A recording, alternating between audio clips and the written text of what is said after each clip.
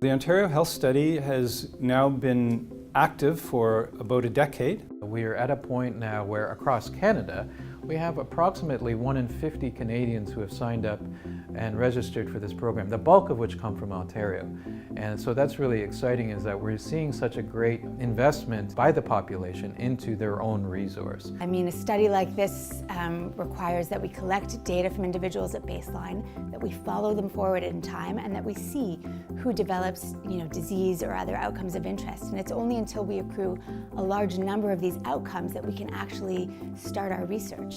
And so 10 years is really, the time for studies like this to begin. My name is Philip Awadallah. I'm the Executive Scientific Director for the Ontario Health Study. I'm Vicki Kirsch. I'm a professor at the Dalla Lana School of Public Health at the University of Toronto. I'm John McLaughlin. I'm a professor of epidemiology at the Dalla Lana School of Public Health. We're hoping to be able to try to identify what are the major influences that impact why you develop a particular chronic condition with time, why somebody who lives down the street from you may not be developing the same particular disease. So I just received research funding to conduct a study looking at the determinants of lung cancer risk. I'm using geocoded residential addresses to come up with exposures of outdoor air pollution and radon, and to see if those are associated with risk of lung cancer. One of the major questions in our laboratory is that we're interested in understanding or discriminating the genetics by environmental interactions with respect to people's health.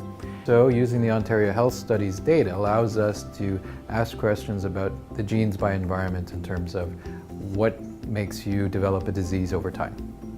Well, I'm hoping that we'll see that there's variation in terms of everyone's exposure to air pollution and to radon across these cohorts, and that we'll be able to associate those differences with risk of lung cancer, and that this will really shed new light on the etiology of lung cancer.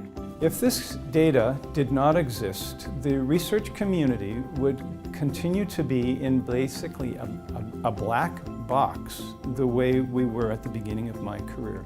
If we didn't have access to this data, it becomes a challenge for us to be able to really help both the Ontarian as well as the Canadian population, as well as the international population. The contribution of the participants in this cohort study really matters. As we publish findings, really, as things hit the news, they'll hear about the Ontario Health Study, and they'll know that, that the study was made possible because of their individual and collective contributions.